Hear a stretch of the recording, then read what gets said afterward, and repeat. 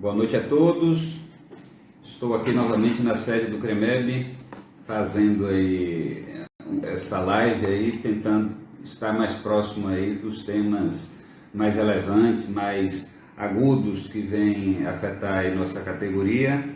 E um deles é o que a gente vai discutir hoje, que é a manutenção dos serviços, sejam emergenciais e urgentes. Eu não gosto nem de falar o termo que não é apropriado, o termo eletivo, porque nem todas, o que é eletivo não é urgência e emergência. Quando não se encaixa com urgência e emergência, não é necessariamente eletivo.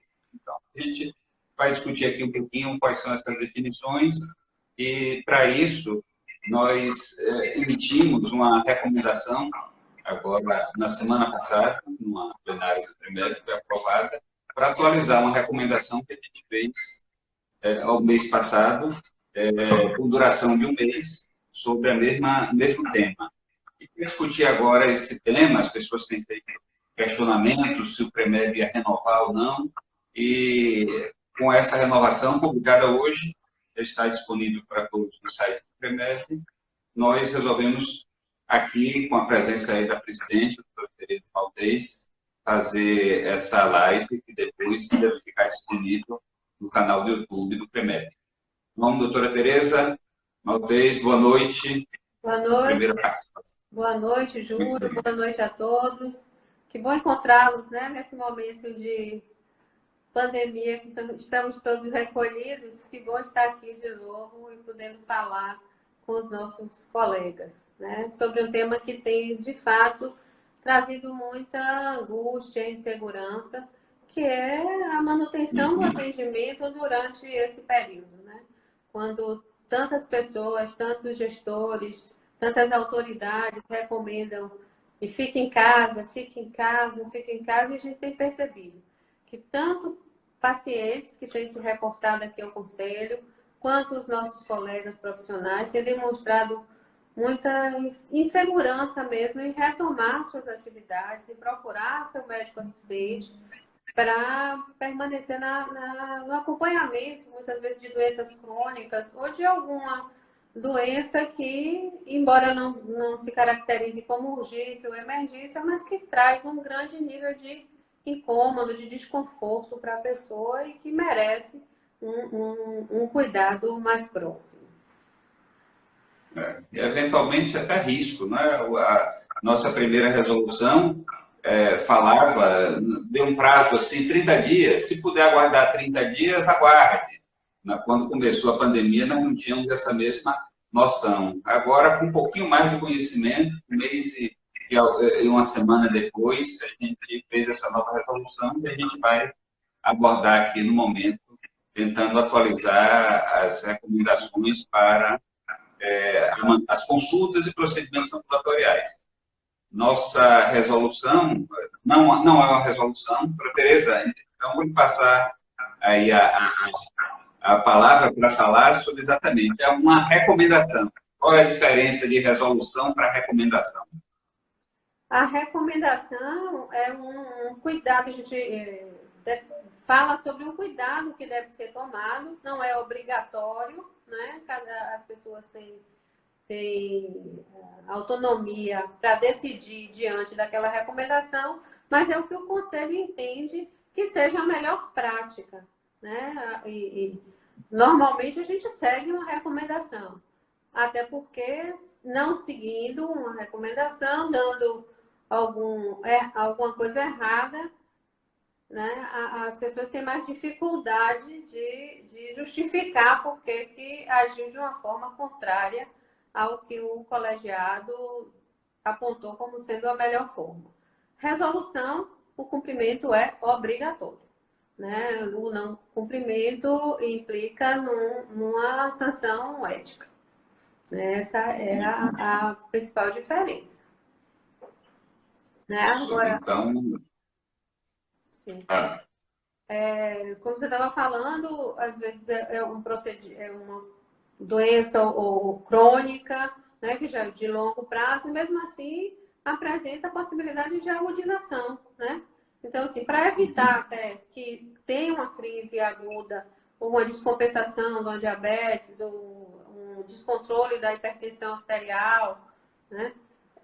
E isso leve o paciente a uma unidade de pronto atendimento, ou necessite até, muitas vezes, de uma internação em unidade de terapia intensiva, né? Porque uma doença crônica descompensada pode chegar até esse ponto, porque vai sobrecarregar uma rede que já está sendo demandada, né, por conta do corona, e também encher demais as unidades de pronto atendimento, né, enfim, vai criar mais dificuldades para o atendimento dos pacientes.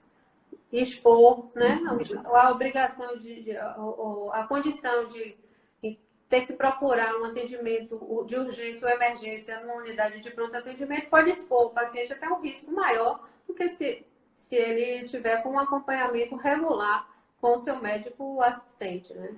Bom lembrar que a gente fala em médico assistente, dá sempre a impressão de que isso é só de unidades privadas, mas isso também deve ser considerado na rede pública, né? Nas unidades básicas, onde as pessoas já vêm sendo acompanhadas normalmente, é bom, sim, que mantenham o seu acompanhamento, talvez de uma forma mais espaçada, mas, enfim, que mantenha o contato com o seu médico assistente para garantir que vai ficar tudo sob controle nesse período que a gente está ultrapassando.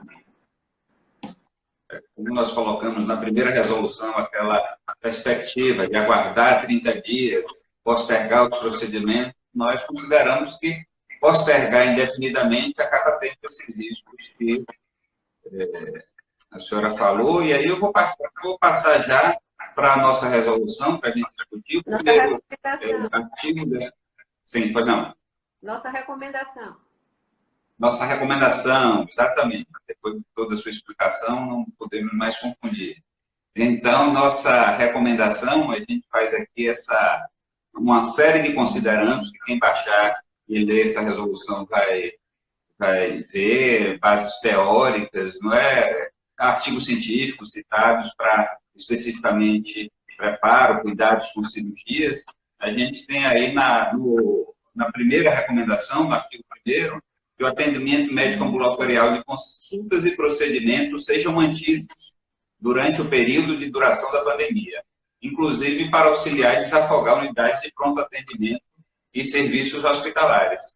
Como a senhora falou, muitas vezes o paciente procura a unidade por conta da falta desse acompanhamento regular. Exatamente. Então, daí a importância assim, de manter o contato e persistir no seu atendimento, né? Seu acompanhamento regular com o médico, seu médico assistente. Se você já tem um médico de vínculo, né? É bom que entre em contato, é bom que partilhe com ele as dúvidas também, né? É bom que é recomendado que a unidade, ou a clínica, ou o consultório, a unidade básica se estruturem de uma forma a garantir segurança, que prioritariamente agendem as consultas, né, que cumpram as questões sanitárias de higiene, ofereçam, né, os equipamentos adequados, tanto para paciente quanto para o médico que está acompanhando, que reduzam a quantidade de atendimento para evitar aglomeração. Então, se planeja. Isso tudo vai exigir, né, que os coordenadores das unidades eles também se organizem na gestão, né, dessa crise que a gente está enfrentando. Quem trabalha em emergência sabe, né? Quantas vezes o paciente vai para a emergência e quem trabalha na emergência, na unidade de pronto atendimento, recomenda, procure seu médico no consultório, na clínica, na unidade básica de saúde, porque a gente sabe que muitos procuram as UPAs por problemas que poderiam ser resolvidos no consultório. E é isso que a gente está recomendando, que no artigo 1º, que é possível retardar ou evitar o atendimento em UPAs e emergências se fizer essas consultas regulares. Então, não há por que fechar as unidades de atendimento ambulatorial, como algumas prefeituras, infelizmente, fizeram aqui no Estado. E é uma situação que essa resolução, essa recomendação ajuda os colegas do interior, inclusive, a mostrar a importância de manter o atendimento. E no parágrafo 1º desse artigo, aí, há uma alternativa, inclusive, para o atendimento presencial, que é o recursos de telemedicina e telesaúde. Então, a senhora colocou que a possibilidade de atendimento também em unidades públicas, não é com esses recursos? Também não há impedimento em que a gestão pública ofereça essas orientações, né? Se são pacientes que já estão em acompanhamento há algum tempo, então esse serviço deve sim ser oferecido, principalmente orientação, uma triagem, né? Determinar alguma conduta, esclarecer sobre uma prescrição. Então, tudo isso é muito recomendado que se faça, né? E que a gestão invista em alguma estrutura suficiente e adequada para que isso aconteça também na ponta, né? Na unidade básica de saúde. Né? Isso é extremamente importante. E assim, lembrando que a gente fala em teleconsulta, teleatendimento, tudo, mas para determinadas situações isso se adequa melhor para o acompanhamento e não para a primeira consulta, né? Então, a primeira consulta, em geral, demanda colher uma história mais criteriosa, né? Fazer um exame presencial, entender melhor o que é que está acontecendo com aquele paciente. Então, a primeira consulta, em geral, é mais presencial mesmo do que a distância, né? A não ser, como eu falei, uma triagem ou uma orientação. Isso, e é possível, então, fazer por telemedicina, e nossa resolução, aí sim, a resolução do primeiro normatizou que para fazer a consulta por telemedicina, vocês podem procurar, basta um telefone, um recurso, não precisa um programa especial, basta ter o cuidado de registrar, bem registrado, no prontuário, e isso é possível de ser feito em qualquer unidade básica, no consultório médico, sem precisar de programas especiais. Pelo menos durante a pandemia, está regulamentado dessa forma. Então, é possível ser feito e existe essa resolução. No artigo 2º, diz que as consultas eletivas nesse período poderão ser realizadas diante da solicitação do paciente e a critério do médico, em prol do bem-estar do paciente, desde que atenda a todas as normas e recomendações das autoridades de saúde, a fim de evitar a contaminação pelo SARS-CoV-2. Então, o médico e o paciente aí têm essa autonomia de combinarem, de entrar em acordo para as consultas nesse momento. Sim, deve, né? Deve entrar em acordo, falar sobre os riscos, falar sobre suas dúvidas. Então, isso é extremamente importante que esse contato seja mantido, este vínculo seja mantido. O tão importante vínculo médico-paciente, né? A relação médico-paciente. Isso é muito importante nesse momento. Que seja contactado, que esclareça, né? Combine adequadamente, agende seu atendimento, né? O médico, o gestor da clínica ou da unidade, ele se ocupe de adotar as medidas que cabem para proteger o paciente, que é o alvo de toda a nossa atenção. Né? Tudo que a gente faz deve ser voltado para o bem do paciente, né? Nunca causar o mal, né? Então, a gente não pode tirar o paciente de casa para expô-lo a uma condição inadequada, né? Então, isso que é muito importante. Isso o médico vai considerar ele como paciente, inclusive esclarecendo ao paciente o que é o risco, inclusive por telefone o médico pode fazer essa triagem, se há risco do paciente não procurar a emergência. Muitos colegas podem orientar o paciente ou aí ou não presencialmente. Então, essa é uma coisa que o paciente e o médico podem resolver com contato, com telefonema, mesmo que não seja uma consulta, isso pode ser combinado, eles vão saber o risco e o benefício.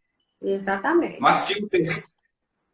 artigo 3º diz que a responsabilidade do diretor técnico da unidade de saúde e ou dos médicos que atenderem pacientes nesse período, o cumprimento de todos os protocolos assistenciais para prevenir a disseminação da Covid-19.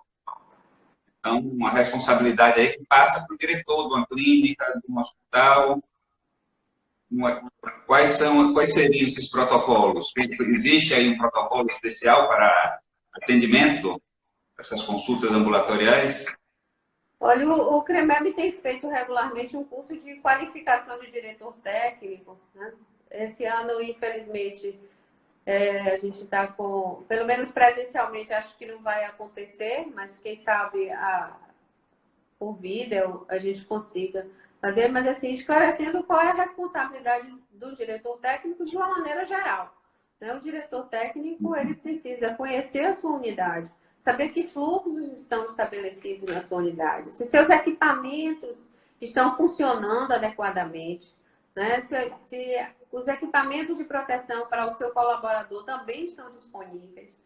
E os fluxos de atendimento, nesse momento que estamos vivendo com uma doença altamente transmissível, é estabelecer um fluxo mesmo de entrada desse paciente na unidade, garantir que não se cruzem fluxos contaminados com fluxos limpos, né? Garantir, e nem sempre é possível em todas as unidades, mas sempre que possível, uma equipe dedicada para atendimento exclusivo aos pacientes suspeitos ou confirmados de coronavírus, né? De modo que assim, não se exponha o paciente a uma infecção dentro do hospital. As metas internacionais de segurança do paciente são extremamente importantes nesse momento. Higiene das mãos, né? É fundamental, né? Local para lavar as mãos, higienização do ambiente. Reforçar absurdamente a questão da higiene do ambiente. Garantir que tem um distanciamento entre as pessoas dentro do próprio ambiente. Estabelecer turnos, divisões para atendimento, não aglomerar muitos médicos numa mesma clínica no mesmo momento. Enfim, são inúmeros fluxos. As sociedades de especialidade também têm recomendado alguns cuidados específicos da sua área. Então, é bom que os profissionais se inteirem dessas recomendações, né? Tem especialidades que são mais expostas, que essas precisam de um cuidado maior, são mais expostas tanto para o médico como para o paciente. Então, é preciso, sim, que tenha um cuidado e que leia e acompanhe, se mantenha atualizado em relação ao que é recomendado, tanto pelas autoridades sanitárias, quanto pelos conselhos, quanto pela sociedade de especialidade. Uhum. Como a doutora Tereza falou, não existe assim uma receita para todo mundo, né? Aquela roupa one size fits all, né? Uma roupa serve para todos os tamanhos. Então, as resoluções, as recomendações não podem estipular qual é o fluxo, qual é o protocolo para aquela clínica, para aquele local de atendimento, mas, assim, precisa ter um cuidado. O diretor técnico tem que estar atualizado para fazer esse direcionamento adequado, né? Espaçar, eventualmente, mais as consultas para evitar aglomeração, mas isso fica a cargo do diretor técnico, do médico, do seu consultório, de tomar esses cuidados que a maioria estão bem claros, bem disseminados. Principalmente em hospitais, né? Principalmente em hospitais, é preciso andar de mãos dadas com a Comissão de Controle de Infecção Hospitalar, né? Essa comissão emite recomendações, reconhece o perfil da sua unidade e emite orientações específicas para o cuidado naquela instituição. Então, é super importante que os médicos, o corpo clínico de qualquer instituição, acompanhem de uma maneira muito próxima as recomendações internas da sua unidade. Aqui a gente está falando mais, focando aí no atendimento ambulatorial, atendimento marcado, as consultas, os atendimentos. Mas um outro aspecto aqui da recomendação é focando aí nas questões cirúrgicas. As cirurgias, que muitas foram suspensas nesse período inicial, as cirurgias que não fossem emergenciais, mas a gente veio nesse mês, né, aguardando, postergando muitas cirurgias e alguns procedimentos, né, têm sido postergados, mas podem, aqui, em algumas situações, já começar a ser marcados. Então, primeiro, o artigo 4º, né, no seu caput, diz assim: a decisão da indicação cirúrgica cabe ao cirurgião assistente. Qual é o intuito aí dessa recomendação específica? Bom, assim, o médico, o profissional responsável, ele sabe qual é o procedimento que está indicado naquele paciente específico, naquela condição, naquela doença, sabe a possibilidade de uma agudização daquele quadro, né, se transformar numa situação de urgência e emergência, e o paciente ser operado numa condição que não seja tão adequada ou tão recomendável. Então, assim, é importante esse contato, é importante que o paciente discuta com o seu médico a indicação daquele procedimento, né? Se é determinada especialidade, é o médico que conhece o quanto necessário é aquele procedimento e qual é o melhor momento de execução do procedimento. Isso aí para deixar bem claro, é o cirurgião que vai fazer a indicação, claro que junto o paciente vai opinar, mas não cabe, assim, por exemplo, a Agência Nacional de Saúde, ou Plano de Saúde, não é a operadora, dizer que não, temos 60 dias para marcar.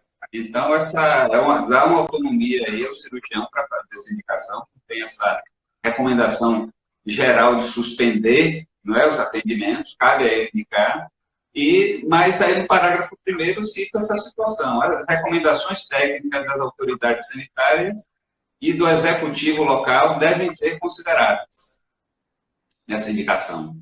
Sim, lógico, né? As recomendações sanitárias a gente sabe que tem que ser cumpridas, né? São normas sanitárias, inclusive no código no nosso próprio código de ética diz que a gente é passível de uma penalização se infringir legislação sanitária, né? Assim, o executivo, a gente vê restrição de mobilidade, né? Restrição de atendimento, fechamento de algumas unidades, né? Então, assim, não tem como a gente ultrapassar essa autoridade que eles têm de mobilizar. Inclusive, o STF diz que é o governador e os prefeitos que têm o poder de dizer quem anda e quem não anda, né, na cidade. Mas há que se argumentar que em determinadas situações, sim, é importante que seja levada essa condução, né, do procedimento sob o risco até de comprometer a própria estrutura que está sendo organizada para o atendimento à pandemia, né? Porque se a gente começa a ter pacientes que, como a gente já teve notícia, de pacientes que vem sentindo dor e postergando, e é operado de um apendicite numa condição já bastante grave, né? Com dano, inclusive, para o próprio paciente. Então, assim, concorrendo com o leito de UTI, com internação mais prolongada, enfim, é um comprometimento muito grande. Agora, quanto à ANS, né, e quanto às operadoras de plano de saúde,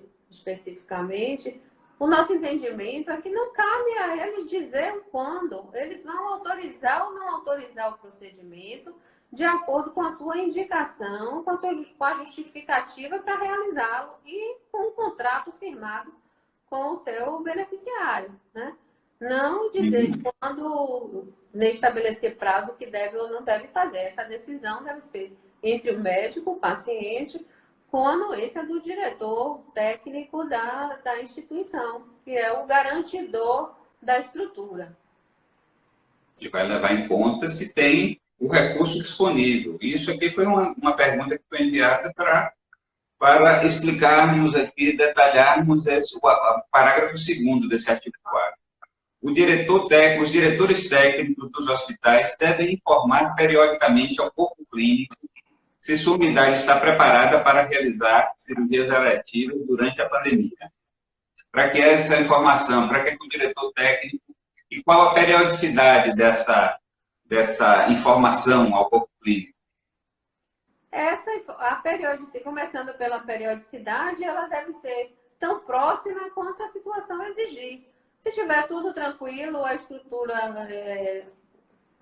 tudo correndo normalmente, pode espaçar essa comunicação. Se a demanda vem aumentando, se a procura por aquela unidade, pela complexidade dos pacientes também vem se modificando, pode ser até diária a comunicação. Hoje pode ou amanhã não pode. Então, assim, não tem como a gente estabelecer uma periodicidade. Vai caber ao diretor saber que ele precisa comunicar efetivamente aos médicos que atuam na sua instituição qual é a condição de segurança. Porque, como eu disse, ele é o garantidor. Tem estrutura, tem fluxo, tem material, né? Isso ele precisa estar atento e comunicar, né? Essa comunicação é uma participação dele, é um compromisso dele também de dar segurança ao cirurgião para marcar a cirurgia para a semana seguinte, né? Para o paciente ser informado de que ele vai ter sua cirurgia, é possível marcá-la para a semana seguinte. Então, por isso que ele vai ter que informar periodicamente. A equipe cirúrgica, quem faz os procedimentos, podem marcar para a semana que vem que nós estamos com os serviços disponíveis, a estrutura está montada e pode ser feita. Então, periodicamente, pode ser diário, semanalmente, como a doutora Tereza falou, mas de forma a que os pacientes e os médicos se preparem para a cirurgia.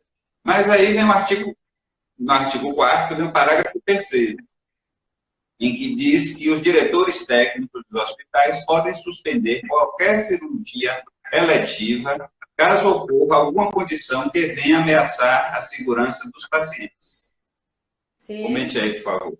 Claro que é responsabilidade do diretor. Ele tem que, na instituição que ele dirige, ele é autoridade para garantir a segurança do paciente. Então, ele precisa saber quem são as pessoas que trabalham, a qualificação das pessoas que trabalham, a estrutura que ele dispõe, né?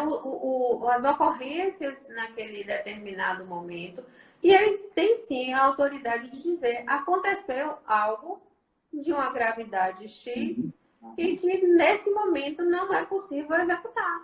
Então, assim, aconteceu um surto, de repente, vários profissionais de saúde se apresentam contaminados pelo coronavírus. Então, não temos estrutura, não temos pessoal nesse momento, é um risco trazer um paciente e ele tem toda a autoridade para fazer essa suspensão. E aí eu quero fazer um parêntese para lembrar que, assim, que por conta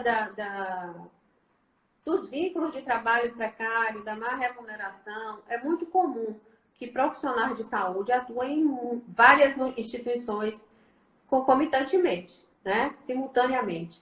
Então, às vezes, não se contamina ou não contraiu a doença na sua unidade, mas ele já vem de uma outra estrutura. Então, é preciso ficar atento, muito atento aos colaboradores, o cuidado com eles, com a proteção, com a capacitação, para que não incorram no risco adicional.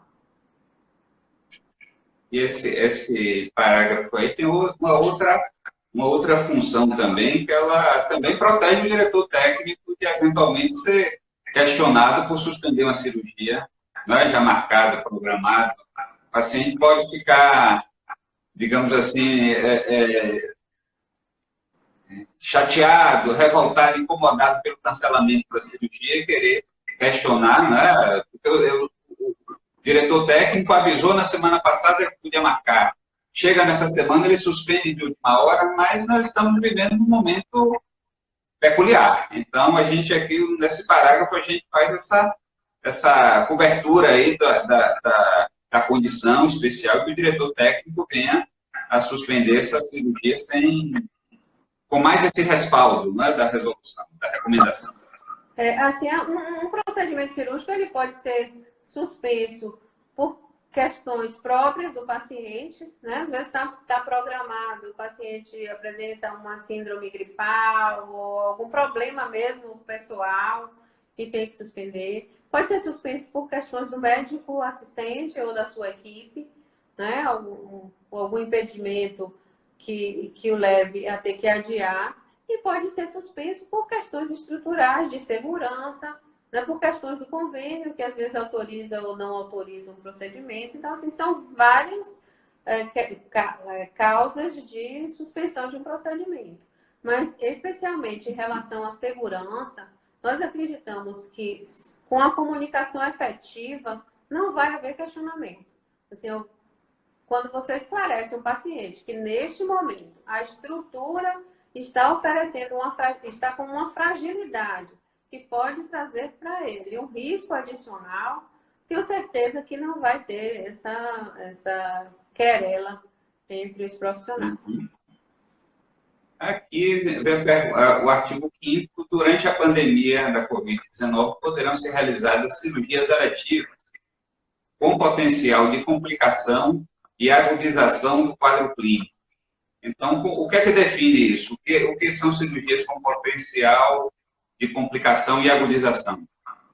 É o que a gente vem falando, vem com um determinado quadro, uma litíase, mas que o cálculo está migrando, está percebendo, pode evoluir com uma colecistite. Enfim, a gente não foi aqui evoluir por cada procedimento, porque em cada especialidade o médico sabe o que é que pode ou não pode complicar, né? Ou aliás, complicar, todos podem complicar. Qualquer procedimento pode apresentar uma intercorrência e ter o seu grau de risco. Mas tem aqueles que têm um grau maior, um potencial maior para ter complicações.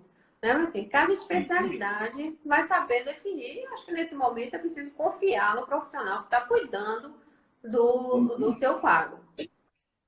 E aí é bom chamar a atenção que a agudização não é necessariamente um quadro de sepse, não é? Uma ruptura de ureter, hidronefrose, insuficiência renal, mas pode ser simplesmente uma dor intensa, uma dor recorrente, um problema articular que eventualmente precisa de uma cirurgia, uma mobilização, uma estruturação.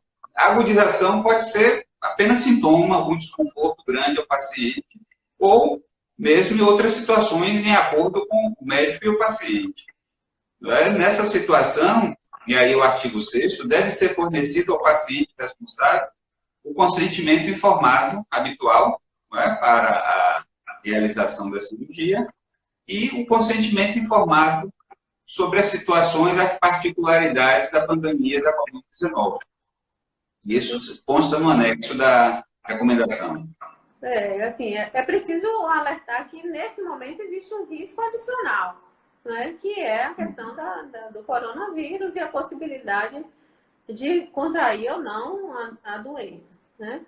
Possivelmente numa unidade que respeite todos os fluxos, todos os cuidados, isso é uma possibilidade mais remota, né? Uma questão mais remota, mas não é zero possibilidade de adquirir. Então, o paciente, no momento de decidir com autonomia, ele precisa estar informado dos riscos que ele vai correr, né? Em aceitar ou não aceitar o procedimento. E ele próprio também, de acordo com o grau de desconforto, né? Porque você trouxe uma dor articular, que às vezes é extremamente desconfortável e impacta na vida do paciente, nas suas atividades da vida diária. Assim, é uma questão emergencial? Não é, mas cada um tem o seu nível de sofrimento e sabe quanto suportar ou não suportar. Isso. Então, essa é uma decisão, em boa parte, que deve ser compartilhada, e por isso aí um consentimento informado, esclarecendo, né? deixando claro para o médico, para o paciente, que existe algum risco, e isso estando combinado, depois de esclarecido, pode ser feita a cirurgia. No caso de pacientes sintomáticos, suspeitos ou portadores da Covid-19 devem ter o ato cirúrgico postergado, salvo situações de urgência ou emergência. Isso óbvio. Parece bem claro, né, que se a pessoa está num momento com a suspeita de uma infecção pelo coronavírus, não é prudente que se submeta a um procedimento, né,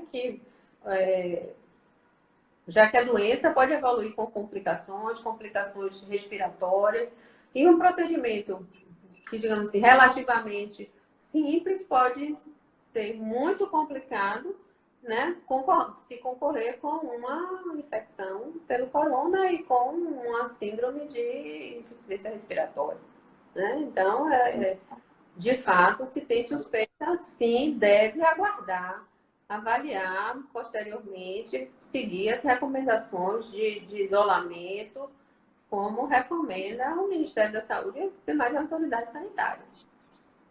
E aqui vem, doutora Tereza, assim, no paciente que não há suspeita. Isso foi uma das coisas que a gente discutiu muito na disciplinária aí, sobre o que fazer com um paciente que não tenha sintomas aí da Covid para fazer uma cirurgia letiva. Seria recomendável testá-los antes da internação?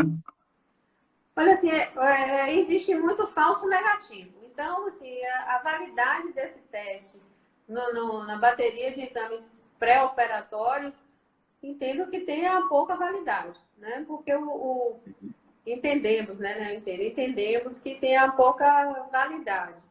Porque existe uma janela para se detectar o vírus, né? No terceiro dia de infecção, terceiro ao sétimo dia de infecção, né? Também a reação imunológica se dá em torno do 10º dia, então assim, não tem um teste.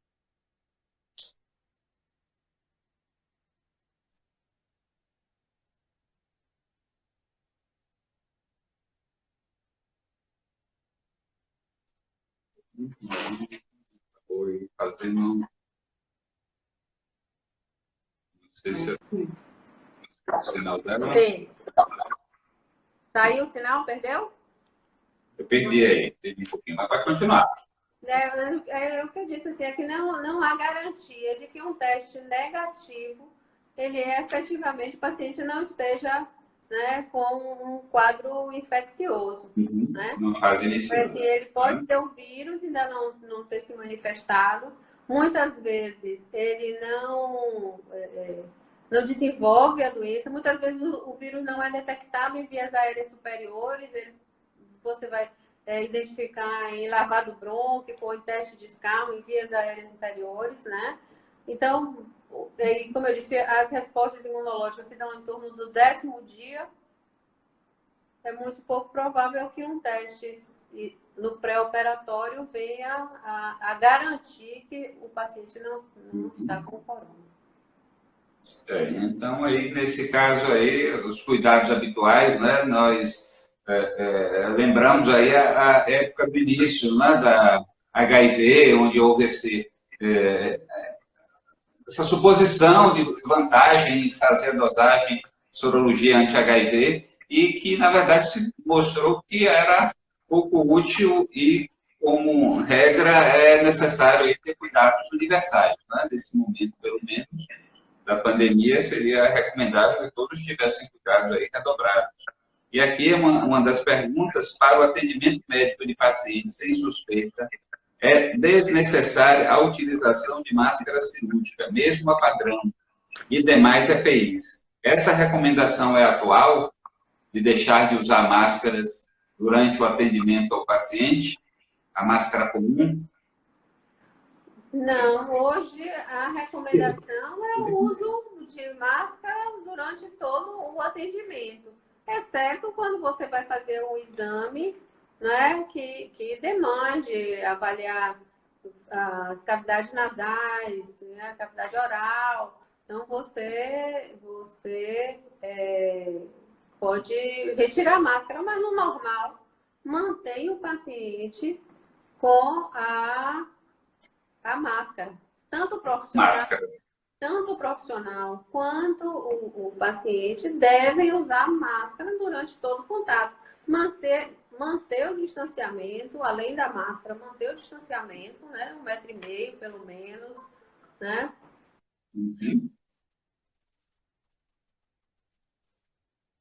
No caso de se aproximar, usar máscara comum, né? A máscara N95, PFF2, para situações em que há possibilidade de gerar aerosóis. Não é isso? Isso, também. Assim, Os procedimentos, quanto, assim, a depender do risco a que o procedimento expõe o médico e o paciente, vai depender também a qualidade dos equipamentos que você vai utilizar, né? Quanto mais risco, mais seguros devem ser os equipamentos. Com a capacidade de proteção maior. Aqui tem o artigo 8º, diz que os equipamentos de proteção individual compatíveis com grau de risco de exposição devem estar disponíveis, sendo seu uso obrigatório para todos os atos cirúrgicos durante a pandemia. E aí, no parágrafo único, descreve os EPIs, gorro, óculos, face shield, a máscara N95 PFF2, que é a mesma coisa, máscara cirúrgica, avental impermeável, luva, sapatilhas, propés. Isso, na verdade, acabou se descrevendo, mas não há uma obrigatoriedade, não descreve, não é? Quais são os EPIs necessários para cada procedimento? Pois é, como eu falei, assim, a questão é proporcional ao risco. Se tem a aerosolização, precisa da N95 ou da PFF, que são similares, né? O face shield, o óculos de proteção, e aí vai dependendo do risco. Para uma consulta simples, a máscara cirúrgica que cobrindo nariz e boca é suficiente, e o distanciamento são suficientes para garantir uma proteção. E a higienização das mãos, né? Que é muito importante para não levar a mão aos olhos, né? E com isso se contaminar, né? Mas assim, se você vai fazer um procedimento cirúrgico, se você vai trabalhar numa UTI, vai fazer uma intubação, tudo isso vai ampliando o leque de equipamentos que vão ser necessários para aquele determinado procedimento. Nossa recomendação no artigo 9º cita que a decisão da via de acesso é do cirurgião, devendo considerar as vantagens da cirurgia minimamente invasiva, sobretudo na diminuição do tempo de permanência hospitalar. Olha, isso devia ser uma conduta em qualquer situação, não é? Se existe a opção de minimamente invasivo e que demande menor tempo de internação, essa devia ser a prática habitual, principalmente agora na condição de que você quer expor o mínimo possível ao paciente a possibilidade de adquirir uma infecção, né? Você quer que ele permaneça no isolamento domiciliar, né? No distanciamento social. Então, é importante que isso aconteça. E assim, quanto menos dano a gente causar ao paciente, melhor. E muitas especialidades têm evoluído com procedimentos minimamente invasivos, cirurgias por vídeo, né? Que expõe menos o paciente. Então, assim, quem viveu cirurgias há muitos anos atrás e considerando hoje, é uma evolução bastante grande e que a gente deve se beneficiar disso, né? Cirurgias que demandavam pós-operatório e UTI, hoje, 1 dia, 2 dias de internação, o paciente está tendo alta, tranquilo, para a sua residência. Então, isso é muito importante. Não só para o corona, mas para outras infecções hospitalares também. Quanto menor o tempo, maior rotatividade de leito, melhor também para a sustentabilidade da instituição. A gente fica aí sempre na expectativa, né? O pico da incidência vai ser agora, vai ser semana que vem, vai ser no fim do mês, vai ser junho. A gente não sabe quando vem, mas por isso a gente precisa, né, cuidar para que os pacientes não sejam, né, internação prolongada. Então, fazer nesse momento, né, cirurgia mais rápida de recuperação, talvez deva ser dentro dessa situação que se levar em conta, né? E com mais facilidade indicar essa cirurgia de recuperação mais rápida. Exatamente. Alguém pergunta aqui novamente? Sim. Exatamente. Alguém pergunta aqui novamente se haveria um período seguro para realizar o teste previamente.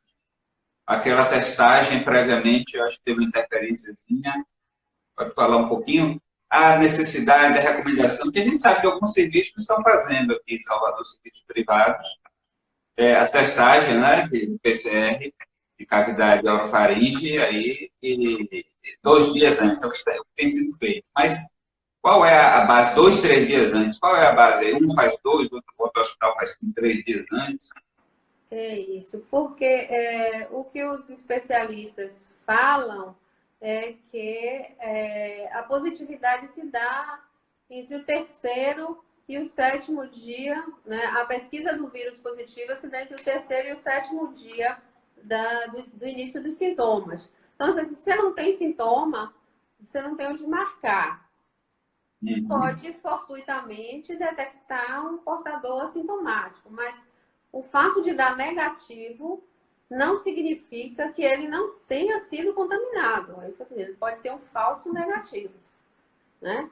E, como eu disse, assim, tem situações em que você não detecta o vírus nas vias aéreas superiores, mas vai detectar em vias aéreas inferiores, em lavado brônquico, né? Tem uma sensibilidade maior. Então, existe essa possibilidade. Existe a possibilidade de erros acontecerem no teste, erros de coleta, né? Erros de armazenamento e transporte e erros do próprio laboratório. Então, assim, 100% de segurança que um teste negativo, o paciente não esteja contaminado com coronavírus, não há essa certeza. Mas, e nós levamos em conta também de serviços públicos, não pode não ter. Pode não estar disponibilizado para todos também no serviço público. Então, a gente não pode determinar que isso seja feito em todas as situações por conta de não ser possível em determinadas unidades, né? Aqui no nosso artigo 10º, fala a recomendação. Recomenda-se cuidados adicionais ou minimizar o uso de equipamentos ou dispositivos cujo uso dispersa aerosol. Tem os cuidados principalmente de intubação, nebulização, essas coisas todas precisam ter um cuidado adicional, né? Sempre que possível, evitar esse tipo de procedimento que gera um risco adicional para o paciente e para todos que estão prestando aquele atendimento e demandam também um arsenal de equipamentos de proteção um pouco maior. Então, assim, se é indispensável, será feito, mas sempre que possível, evitar os procedimentos que gerem aerossol. Então, minimizar o risco. E a gente, nossa recomendação, como não podemos fazer detalhamento, né, de cada uma das situações, das especialidades, vem aí no parágrafo único desse artigo, né, para os cuidados para minimizar o risco, vem que as atualizações propostas pelas respectivas sociedades e especialidades filiadas à ANB devem ser consideradas. As recomendações por especialidade, né? Isso, assim, cada uma tem a sua característica, a sua peculiaridade. Então, assim, é importante saber. Nós temos orientações da Sociedade de Endoscopia Digestiva, da anestesiologia, né, que são procedimentos de alto risco para contaminação com coronavírus. Então, é importante que o especialista dessa área, ou quem trabalha nessa área, fique atento, né, às orientações, às capacitações que vêm sendo oferecidas, né, tanto no Ministério da Saúde também tem orientações, né? O Brasil Conta Comigo, aquela inscrição oferece vários treinamentos, enfim, muitas sociedades de especialidade têm disponibilizado treinamentos também na sua área específica. É importante acompanhar e se apropriar desse conhecimento em relação à sua área de atuação. Essa recomendação, e aí no último artigo 11º, diferente da primeira resolução, não fez nenhuma duração, colocou ela para valer enquanto perdurar a pandemia, que é decretada, né, a publicação oficial que decretou o estado de calamidade de pandemia, então ela vai se adequar, né, para todo esse período. A gente fez essa resolução nesse sentido. E por isso aí, só para finalizar aqui, antes de lhe passar a palavra, eu tenho que chamar a atenção que o anexo dessa recomendação do CREMEB está lá no site do CREMEB, na abazinha normas, a pessoa consegue ver por ordem, né? As mais recentes estão lá, logo na página inicial, outras basta procurar. Então, na parte de normas, as resoluções do CREMEB, inclusive a parte legal também tem disponível. Outras leis e portarias ministeriais constam lá. E, para finalizar, tem um anexo, que é um anexo simples, dizendo que o paciente foi informado das características, né, de se submeter a procedimentos e cirurgias no período da pandemia da Covid-19. É um cuidado que todos os pacientes, a maioria, está ciente, mas não custa colocar isso no papel e fazer parte aí do prontuário do paciente, esse termo de consentimento de que o paciente está ciente.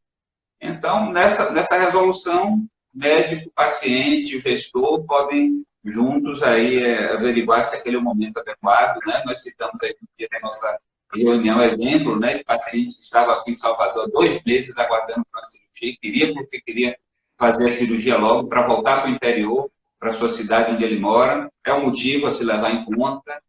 Pacientes que vão perder plano de saúde também, foi um outro caso que um colega citou, e que queria fazer o procedimento antes de perder o plano de saúde. Então, são características que o paciente esclarecido pode julgar com o médico e o gestor da unidade na hora de tomar a decisão. Essa foi a noção geral da resolução e eu queria lhe agradecer e deixar a senhora aí se despedir aí dos nossos colegas. Obrigada, Júlio. Assim, só lembrando que em tudo na nossa vida a gente precisa considerar o risco-benefício, né? E não é diferente na hora de optar por um procedimento cirúrgico. Então, nossa recomendação, nossa orientação é que busque o seu médico. O paciente tem autonomia para decidir se quer ou se não quer fazer o procedimento naquele momento, se lhe é conveniente ou não fazer isso, né? Saber, conhecer as condições de segurança, os riscos a que ele está submetido naquilo e decidir bem informado sobre o que deseja fazer. Nós nos colocamos à disposição para orientações posteriores.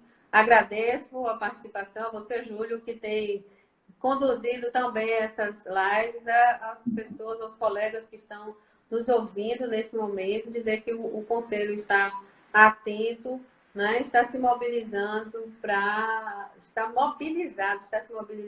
mobilizado, né, junto às autoridades, buscando sempre condições mais adequadas de trabalho para os nossos colegas e mais segurança para os nossos pacientes. Bem, obrigado. Boa noite a todos e vamos, em breve, colocar esse bate-papo disponível no canal do YouTube também. Obrigado, boa noite. Boa noite.